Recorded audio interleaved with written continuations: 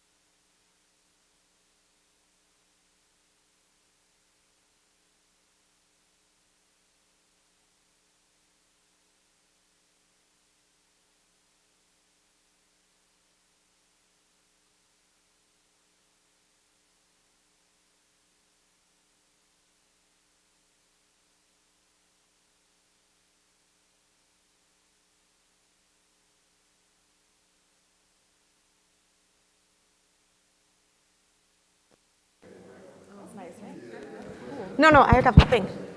Whoa. Sounds like it's on. Yeah. Isn't it right? It's really cool. Is it time? Yeah. Okay. Hi, everybody. Welcome to our session. My name is Logan Pierce, and we're here to talk to you about a peer network initiative that we have created called the Student Veterans Research Network. This is supposed to be a campfire session, so the idea is that we will talk for a little bit, and then we'll open the floor to comments, suggestions you have for what we're doing, and any questions you have over anything that we talk about here. And so we want this to be kind of a more informal session, so please feel free to ask us questions during and after, et cetera. So we'll go ahead and get started. My name is Logan Pierce. I'm a graduate student at the University of Arizona. I study astrophysics. Particularly, I study how planets form and evolve around stars. And I previously was a Navy nuke for 5 years on an aircraft carrier, John C. Stennis. Hi, I'm Patty Standring. I'm a PhD student at the University of Texas at Austin. I'm studying paleoceanography, so changes in ocean circulation and climate in the past. I was a Dyer linguist in the Air Force for 10 years, and now I study geology. I'm Rebecca Larson. I am doing my PhD at UT Austin as well in astrophysics as well, except for I study galaxies that existed 13 billion years ago, so we can understand how those galaxies and the universe itself evolved into the one we live in today. And I'm going to let Logan run this show. So. What was your Oh, source? yeah. I was an Arabic linguist in the Air Force for 6 years. Okay. Okay. Yeah, so basically, I'm going to start with our backstory. So Rebecca, Patty, and I met at the University of Texas when we were undergraduates, and we were involved in the SVA at UT. And we had a great experience in the SVA, but we found that a lot of the services provided for SVA, which were wonderful, weren't necessarily guiding us towards the types of careers that we wanted, which was graduate school and academic careers. And so we kind of helped each other out. We helped each other apply for fellowships and talk about the difficulties of navigating the academic path, which is different than if you're trying to get like a private or industry career. And so after we are now all successfully graduate students, and so we have felt that this was maybe kind of a hole in the services being offered to veterans, and we wanted to try to create something to help fill that hole and pass on the kind of knowledge and experiences that we have gained through our academic journey. So we started the Student Veterans Research Network, which is a peer network designed for undergraduates and undergraduates interested in graduate school or getting involved in research, graduate students who are people who are currently graduate students, and so we're going to talk more about why we started what we started and what we're trying to accomplish with this. So a few points that we wanted to make. Graduate school and research really just isn't talked about very much in Veterans Education Services. That was our personal lived experience going through it as undergraduates. We found, like, for example, LinkedIn is just not used in how we network in academia. So I have literally only used my LinkedIn for veterans events like this. It's valuable for other purposes, but it's just not really useful for how we pursue our career. Other examples? Yeah, so when I went through TAPS, I learned how to make a resume, which was useful for finding a job after I left the military, but it is not useful for academia. So I had to kind of teach myself how to write a CV, a curriculum vitae, and it was very difficult. So this is something that we want to give to other veterans who are pursuing academic careers. Yeah. Here's another example. You may not be able to read the text, but this is a screenshot of our Slack space where when we were registering for this event, there was a drop-down menu for selecting what industry you were interested in. We could not find any industries, we could not find any options related to science, education, academia, or research. And so I just basically didn't fill it out because there was nothing that fit the kind of career I'm interested in. So it's just one example. Yeah, I think I covered this part at this point. The hidden curriculum of academia and advanced degrees is hard to figure out. If I am even interested in PhD, how do I even start pursuing that? What should I do in graduate or undergrad to make my application more competitive? For example, one of our members of our network was contacted by a second lieutenant or first lieutenant in the Army, and just all it said was, I want to do a PhD, help? What do I do? Where do I go? How do I do this? Where do I even start? And then once you do start down that path, trying to navigate the quirks and particularities of an academic career and the academia field, it can be difficult to figure out and very opaque. So if veteran-serving organizations aren't talking about academic career paths, students may not even know that advanced degrees are an option. They may not know how to get started even if they are interested, and they may not realize how professional norms for academia differ from those from private industry and government careers. Okay, so that's why we created SVRN, to try to help address these needs. Okay, so SVRN, we want to provide a place for students who are interested in graduate school and or careers in academia to ask those dumb questions, to share tips and advice, meet other vets in your field with similar culture, similar goals. For example, one of the things that spurred me to start down this path of creating this network was this past summer, I was a research project leader for the Warrior Scholar Project, which is, if you're not familiar, it's a boot camp. It's like a 2-week boot camp to help folks adjust from veterans or from military experience into college. And I met 2 people in Warrior Scholar Project who were both going into astronomy or were already in astronomy and were undergrads. One particular was just about to start in astronomy at Harvard, and I was like, man, I know people at Harvard. I can get you in contact with people. I can get you hooked up with research opportunities. Like, I can help you. Like, we need to stay in touch because I can help you get where you want to be in astronomy. And so that was really a light bulb moment for me. Like, we need something that enables these kind of connections to happen and grow organically. Yeah, so a really good example of this is I started graduate school after these 2, and they actually helped me to apply for a fellowship that funded my PhD. And I don't think I would have been successful with the fellowship without their advice and their mentorship. And that only happened for me because I know them. We went to the same school, and those kind of connections need to happen across the country. Yeah, we had previously been awarded the fellowship that she was applying for. So we had experience for how to navigate and make a good application, and we were like overjoyed to help her apply for it. And and she was successful in winning it, as we were in the past, because Rebecca won it the year before, and then I won it, and then Patty won it 1 year after year. So this is the kind of thing that we're... You 2 are next. Yeah. Yeah, so this is the kind of thing that we're excited about the potential for this network.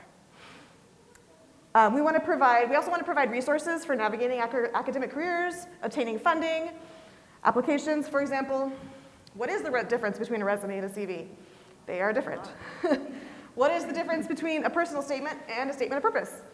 If your program asks for a statement of purpose, and you start telling them about your grandpa and looking at the sky with your grandpa as a kid, that's not going to accomplish the goal. So there is a difference between a personal statement and a statement of purpose.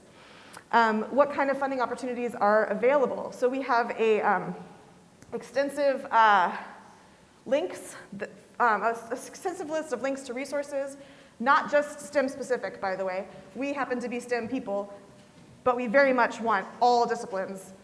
We mean it when we say all disciplines. Unfortunately, we're very STEM heavy, so we need help getting more disciplines involved. We also want to provide resources for folks who are advising veterans or looking to hire them into their research groups. So Patty has... Yeah, so one of my advisors is from Canada, and she's never, advised a student veteran before, and she actually has very little knowledge of American military culture. So she asked me for advice on how to better advise a veteran. So I was able to tell her we have different life concerns than most graduate students. We're usually older, we have families typically. We may have some service-related issues that we're dealing with on top of the stress of going to graduate school. So these are things that advisors need to keep in mind. So I think that helped her to be a better mentor in the future to me and to other veterans. This semester, I'm actually on the admissions committee for my program. So part of my job on the admissions committee, I advocated to the faculty who are on that committee saying, hey, don't forget about the hidden skills that veterans may not know to have highlighted in their application, and maybe take a second look at a veteran's application that didn't look as competitive, maybe take a second look. So because I was in that position, I was able to advocate for looking at veterans to join the program. So just a couple of examples. Yeah, so I also was on admissions for our university, and I did the same thing, pushing forward a lot of the veteran applications, just at least to be read, because there's stories that are different, and you fit outside of every box that the university has.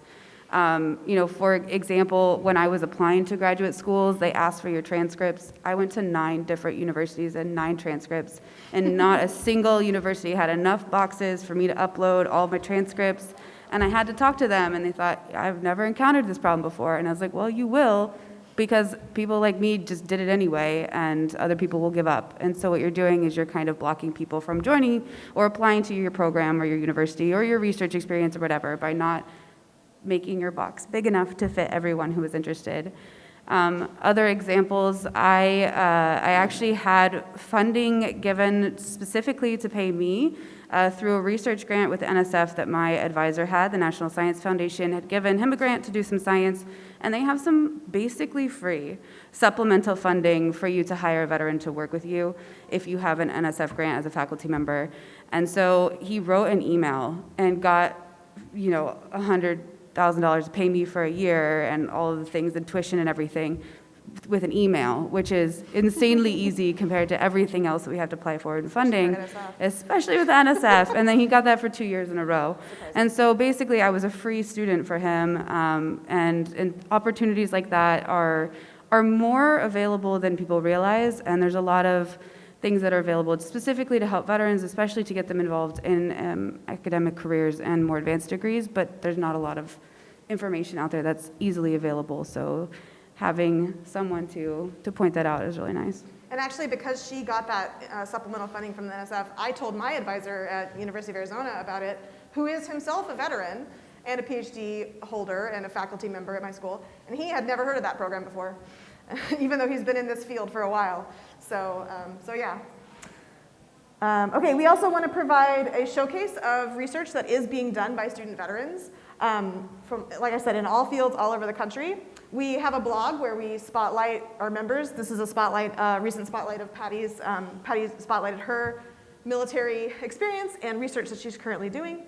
And I have as a future goal I definitely want to host research conference of veterans presenting their science to the world, basically. That's a stretch goal for us. We're working towards that.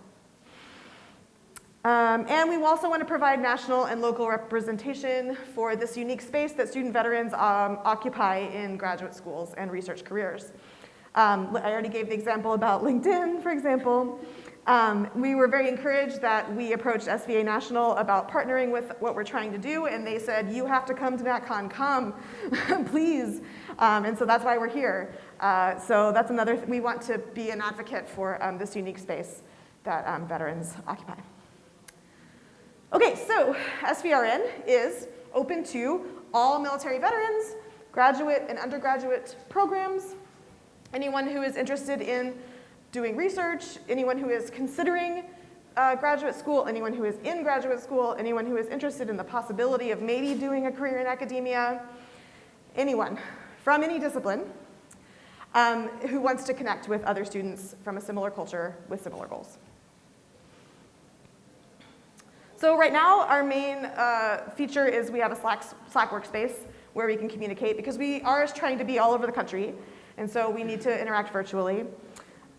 We have a blog with member spotlights, as I said, education topics, tips for applications in graduate school. I have been blogging this conference, and anything that I draw from this conference that's related that would be useful for our student group to know. We have a huge collection of links. This is on the, what is that? The right? Yeah. On the right here, this is a screenshot of our links page. It keeps going and going and going and going. We have resources from general, for general graduate school, for general undergraduate and research, for discipline-specific stuff. I put a lot of astronomy stuff. Patty put a lot of geoscience stuff. We need more people from more disciplines to put more stuff. And if this huge collection of links gets overwhelming, you can go to the Slack space and say, hey, I don't know what to do, please help, and we will be there to help.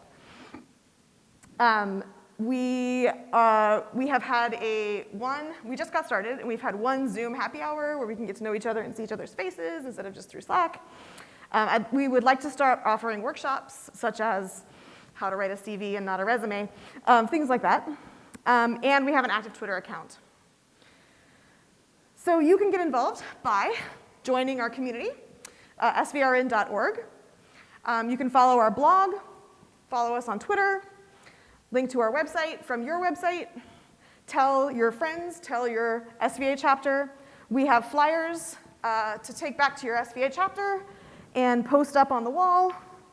We have business cards, buttons. You can take all of this. Tell your friends, tell anyone you know who might be considering research or graduate school, and to come join us. And that is all we have. Leave that up. Yes, I am leaving this up. Okay, so that's our formal presentation part.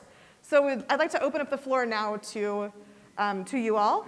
I would like to hear comments or suggestions for about what we have designed, and if you have suggestions for how we can improve, something you'd like to see, something that would help. You can also feel free to ask questions of anything that we've brought up, like graduate school related topics, et cetera. And if you are gonna ask or comment, please, they ask that you use the microphone. And can you say your name and where you're from? Yeah, hi, I'm Kim Bullington from Old Dominion University. I actually already have my PhD, but I am in an active faculty search right now. And what I've been doing is I've been compiling a list of all the applications that I've put in, where I am in each of the searches, how many institutions have ghosted me, and that kind of stuff. So, which is a lot. I'm sure. But, you know, finding ways to get you guys prepared to find academic jobs is something that's also important. What are your programs doing to help you learn about what it's like to be teaching, what it's like to publish, what it's like to do the research? And I don't know if that's in your plans, but it's definitely something that you guys should be considering, because having those stories about the application process, they're horror stories. I mean, it's a horrific search, and it's something that I've been really, really intentional about, so I'm starting to get some bites, but it's hard to get into academia, and I think that needs to be very clear and out front there too, because it's not an easy thing to get into, and it's not an easy thing to stay in as well. That's a very good point, thank you. So your suggestion is things like how to prepare for the job search.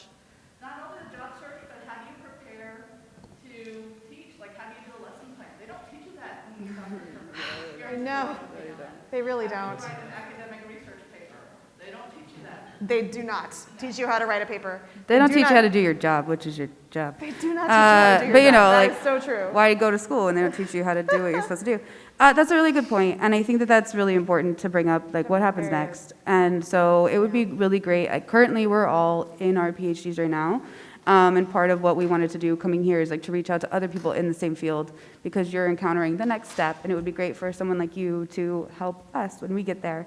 And so hopefully, like, we can chat later. And I don't know what field you're in, but I do have a lot of people who I've seen go through the faculty search and all those kinds of things, and they've, again, given us some advice, and maybe we can pass it along. There are teaching programs. There are certain schools have different kinds of things that you could sign up for on top of your PhD, like actual curriculum that you can do and get like a certification or things like that. I know UT has those things. And so we typically, as like grad students or our departments, will be like, here's the resources that maybe you wouldn't be given normally. And so having maybe more information on that, especially at other universities that we aren't at, would be really helpful too. So if we could chat, that'd be great. Yeah, that's great. Thank you. That's a really great suggestion. Yeah, Dave. Hi, my name is David from the University of Texas Hi, at David. Austin. Yeah. Hi, David. I thought y'all looked familiar. My question is, how are you funded? And one suggestion might be, do y'all have a website? And when you're talking about different, okay, sorry. Yeah, you do. But anyway, You got your glasses on? Is it Can you read it? structured? Is it structured to where, like, if for example, I'm getting my master's in public affairs, is it structured to where it's broken down by that type of category, or is it just Like kind of master's versus PhD? Yeah, Not right now, but we can. that would be a suggestion. Yeah, you want to perhaps. help with that? And how are y'all, how do you get your funding for this? We Our have zero pockets. funding. We don't have funding. We are doing this out of the kindness of our hearts. Yeah. So that's a joke. But we are doing this because we are volunteering our time to do this because we do feel like it is such a vital and important area in the conversation of veterans and education that we personally didn't feel was necessarily being adequately addressed. And so we kind of wanted to create something to fill that gap. And so we are doing this because we really care. And it would be great to at one day have some funding, but right now we're just getting started, we're getting off the ground, and we're doing it because we care. And we are also full-time grad students, so starting a nonprofit or something seems a little daunting at this point, but. You guys, Logan did this 2 months ago, if that, and messaged us hey, what do you think of this website? Do you think we could do this? And now we're here. So we're doing our best. Just caveat that. Yeah, Logan, she's awesome.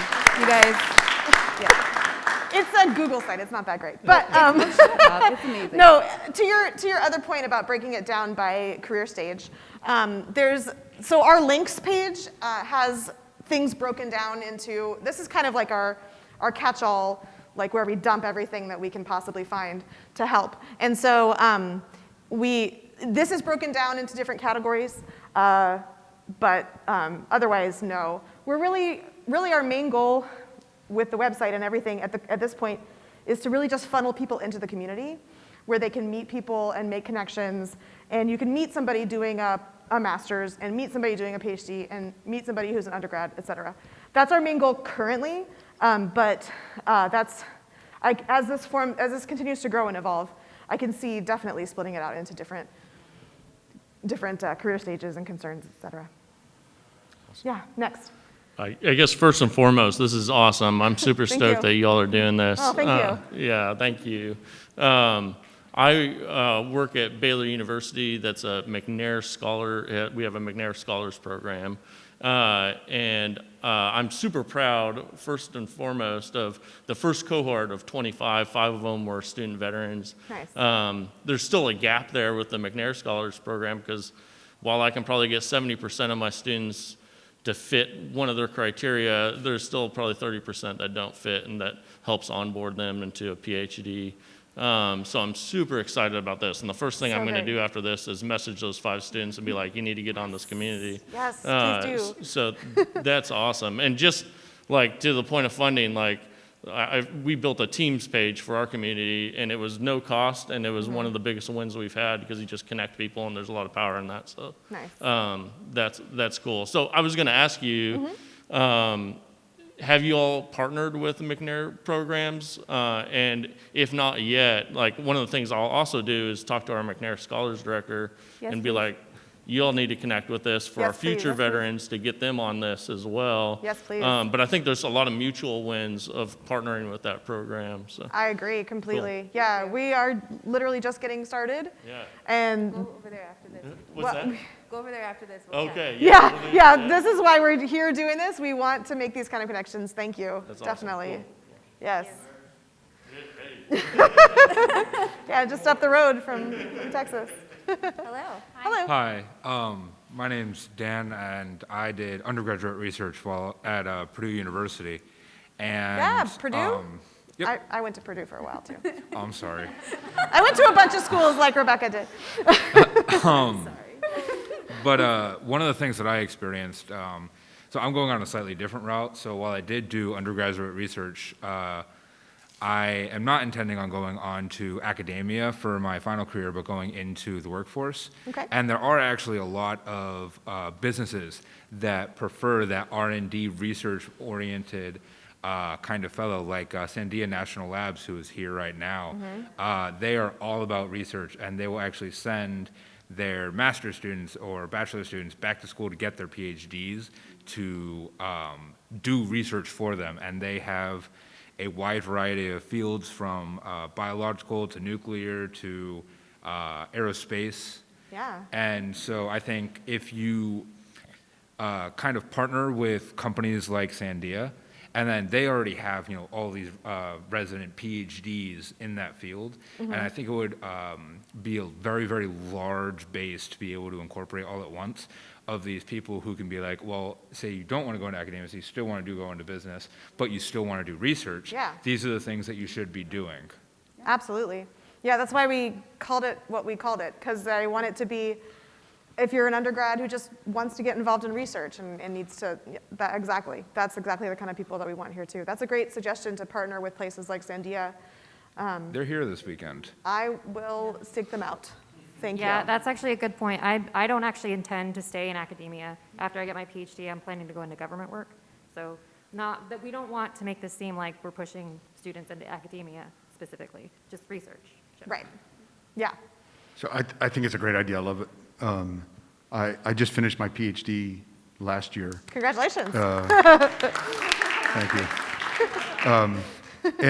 And when I go to do my CV, I can't find anybody to help me.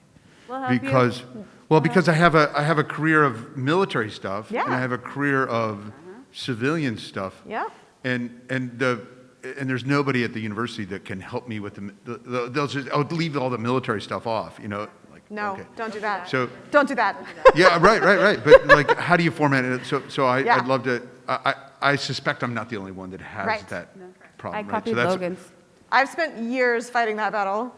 And I also have spent a lot of time like working in a consulting role for writing topics. I did it at UT, I've done it in Arizona. So I've done a lot of resumes and CVs, and so I've learned a lot about that topic. So I'm more than happy to help. So the second, I've weaseled my way into a pretty decent position at the university where I get on hiring committees. And, Nice. And with all the DEI stuff going on, they don't, even though it's like legally when you go through and you get to the application, veteran is like the only thing that everyone has to answer. And yet it's not, the university just blows it off as if it doesn't count. So I never get veterans that apply, so I can't like elevate them. So I think adding some, how do we figure out how to, like, I want to be able to tell your network that I have a job posting in physics where we have Sweet. like astrophysics folks. Sure. Yes, please. So we have these Yeah. openings available, and I'm on the search committee, right? Mm-hmm. Like, I want to be able to tell you that in this space. So I Okay. think that would be really cool. And then, so sort of build a network of people that can Yeah. help pull Yeah. you into academics. And then also for, like, I can hire like interns or TAs, PAs. So I can pull them in as well. So Mm-hmm. it's not just putting links out there. So there's some really cool opportunities. And That's a great That'd be idea. great. Yeah, I would definitely love to add like a job postings or like a bulletin board type feature to the website. Right now, at this moment, the best way would be to on Twitter. We're Yeah. active on Twitter. But if you're not, or Slack. I mean, Or- you just put a channel on the Slack workspace Yeah. for that. Absolutely. Yeah. So and if you really do want to do a research symposia, I do. I'm based in Virginia. I'll like right up the road from her at James Madison University. I'll host it. Thank you. That'd be Lovely. great. I would, let's stay in touch. Yeah, as David pointed out, we are not funded. So that's been the main obstacle for doing some kind of research symposium. So we're trying to navigate that as well. Yeah. And so any kind of funding or support would be lovely. Thank you. I do Yes. want to add one other thing, though. We ran into this same problem at UT Austin about veterans not being flagged on applications, even just at any level, undergrad and grad school. And we spent 7 years fighting with the University of Texas system to make that something that shows up when everyone's looking at applications. And so now actual veteran applications get flagged differently in the system when people apply because it's such a huge problem. And now, because of that, when I went to my department specifically, I said, like, you need to put veteran on your, like, all of our job search for faculty, for grad school, for everything, for postdocs, everything. I made them put in veteran as, like, we are inclusive in hiring, all of the DEI efforts, and I made them add the veteran thing, and they now have a whole box specifically So for the that. challenge is you don't know if that counts for you or against you. Yes, And that's well, why of course. If I can tell you I'm on the search committee. Texas it does. And that's open, then you know that you can put it Yes. on there and be safe that Yes. saying you're a veteran is Very going to true. be promoted as opposed to Yes. pushed down, right? So that Yes. there's some like that's a politics good point. that you gotta. Yeah, that was a fun game I played in California when I went to school there. I did not, yeah. But Texas, you know. Like they So, put- it gambled. They put my rank on my door. Ew. You know, I appreciate it in some ways, Ew. but like then the people that are anti-military just like are turned off automatically. They changed it to doctor last year, right? What's that? They put doctor there. Yeah, next now it last should be year. doctor. Should be After it. Oh, Military rank in parentheses R and then PhD at the end. gross. Okay. And that's I have a Sharpie if you need it. that's actually quite impressive.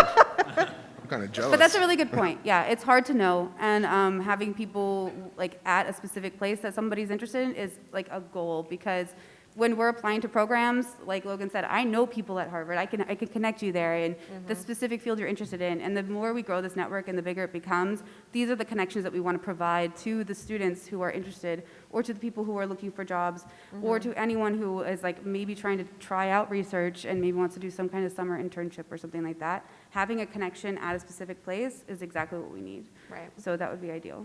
Yeah.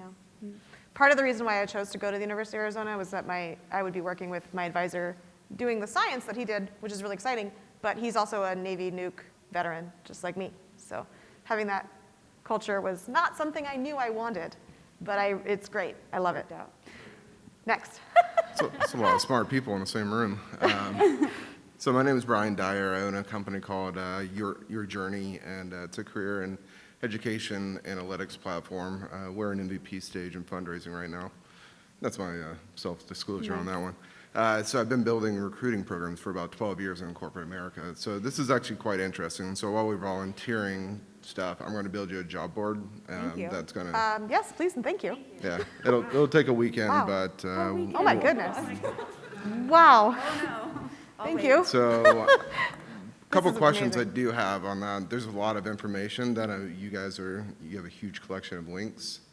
Is there a way to guide that into something that is by discipline? Because I think that that's going to be more important. There's so much information out there, you can Google anything. It's about information dissemination, like how do I use that information, right?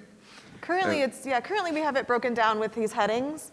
So this is the top, and so this is the like general topics for any discipline, and then if you keep scrolling, there's astronomy specific, there's geosciences, because that's what we had. But yeah, so currently we just have it broken down in this document.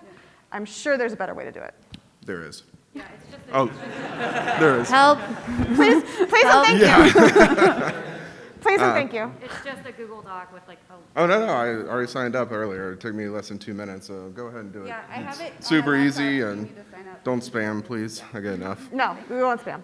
The second thing is, so I was an undergrad student veteran back in 2012. Then I went to IO grad school in 15 while I was working. So, and I found that academia and operations were completely, like the corporate sector and academia made no sense whatsoever. It was baffling. Yeah. Yeah, that's So true. when I was in grad school and I'm, working with these 22-year-olds and I'm 35 at the time, like it was completely a culture shock. Yes. I found that finding a mentor was really, really powerful, especially somebody who had already gone through that. So being able to help build like in a scalable way, which you always have to think about scalability in these type of things, is helping find mentors. As you all mentored each other, a prime example, that's your success story. So I think it's important that we actually kind of look at how do you scale up a mentor type of program for those who are in junior, senior, looking at grad school and PhD programs, and then have somebody that can guide the process. Same thing we did in the military. You see one, do one, teach one, right? Right. So, great job, though. Thank you. Thank you. Yeah, I'm currently mentoring an undergraduate veteran in astronomy at my campus, and that only happened because she started to work with a professor And he emailed me out of the blue and said, would you like to work with this? It was just totally organic. And, but yeah, I agree. Mentorship is a very important piece. Thank you.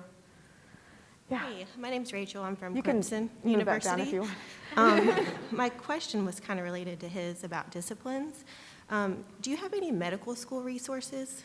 No, but please come. Yeah, I don't have them, so I'm looking for them. Yes. So if we can work together on that, that would be great. So like I said, we just got started. We're a little bit limited in the fact that all of our knowledge comes from our specific disciplines, and so we're really keen to get more people with more diverse knowledge and background in terms of discipline. I don't know anything about medical school, but I hope to connect you with people who do. Yeah. That's the idea. That'd So be great. please come join us. I can't offer you resources right now, but that might change. And if anything you find, if you want to share with us, please do. Sure, thank you. So on Instagram, there's a military to medical school. Ooh. There's also a military to dental school. And Yeah. Does that include surviving spouses? yes, it's just Instagram. You just go, okay. Awesome. Wow. We So do great. also have a couple veterans at UT that are going into medical school. There's like a new medical school there too, so we do have some veterans that are currently doing that, and we can connect you to anyone that might be able to help, since we don't know much about it. But Right. that's kind of the point, right? It's like knowing somebody who knows somebody who knows somebody. Exactly. Yeah, we can do that. We have a few non-STEM folks. We have a few language and policy. Policy? Is that linguistic and policy? Yeah. So we're starting. We're building it. Next. Hello, I'm Loud. Sean. I'm in my PhD right now. Also WSP alumni. Nice. First thing, did you guys know that there's like an offshoot of it for research, summer research program? There is. I found out about that today. He told Yes. me. Okay, yes. Yeah. I'm in contact still like Marla and Brad, Yes. Jeremy. please. Talk to this one. And then also, I just wanted to make sure, I mean, it kind of goes with the name, but is there like a collaboration aspect here? Because I'm astronuclear. Oh, so- absolutely. Please. Absolutely. Yes. Okay. I mean, as scientists, sure. we're all like, yes, let's collaborate. Yes. Yes. But please. yes, that would be great. Again, it's still very small. It is brand new. And so the more people we can get, the more connections we can make, the more we can work well together. I think there are people who are interested in like cross-disciplinary studies, and I think it would be really cool to connect them from people who are specifically in any of the things that they're interested in and connecting. And so the more people, the better. And so please, like, let's chat. Everyone sign up, Yes. please. Help. We have our computers here if you wanted to sign up here. No pressure, but Well, if like, you do want it. to. If you want to. No pressure, though. And like I said, we have giveaway things for you to take back if you have a SVA chapter or a place to hang up flyers. There's a QR code, so it takes you to the sign-up website. We have business cards. We have buttons, so you can advertise for us. I will try to bring it down because I am definitely short. I'm Amanda Mollett. I'm a higher education faculty member at the University of Kansas. I see on here that you say, tell your faculty. So really my question is for you of what can we do? How can we be helpful and supportive of the work that you're doing? So I think the biggest thing is to be aware of our network and what we're doing. And as you encounter student veterans in undergraduate or graduate programs, directing them to our community and to our resources. Yeah, that's I think the biggest way. And to tell other faculty if they encounter student veterans that they can direct it to us. Because that was one of my questions too, like listening to people talk. One of my areas of research is graduate students navigating faculty job search. So like as you were talking, I was like, oh, like I have lots of things I could share with you. So wondering if there's a way to have like a faculty space, so as you talk about mentoring, of like, here are faculty who have done this, whether you want to go faculty or just how do I get into the path, to be able to bring more faculty in. So they're like, oh, wait, like I want to work with these student veterans. How can we support this?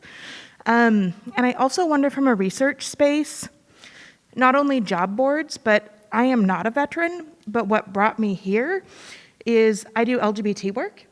And connecting with some student veterans, they said, we really want to study this. And so I said, okay, let's do that. And so we're here doing that work, creating those opportunities. And I'm like, if there are other people, I'd love to expand that.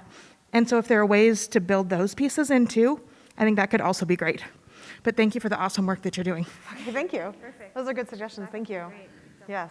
We do have a lot of like veteran faculty, but that's also not something that's super advertised unless they put on your door.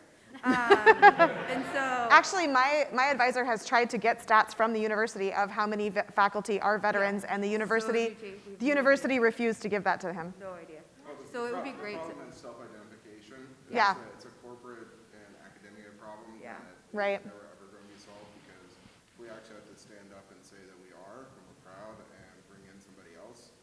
And it goes back to intersectionality as well as being able to everybody being able to be who they are. So it's a real big problem. Like Fortune 500 companies haven't figured it out yet. So it's just a problem.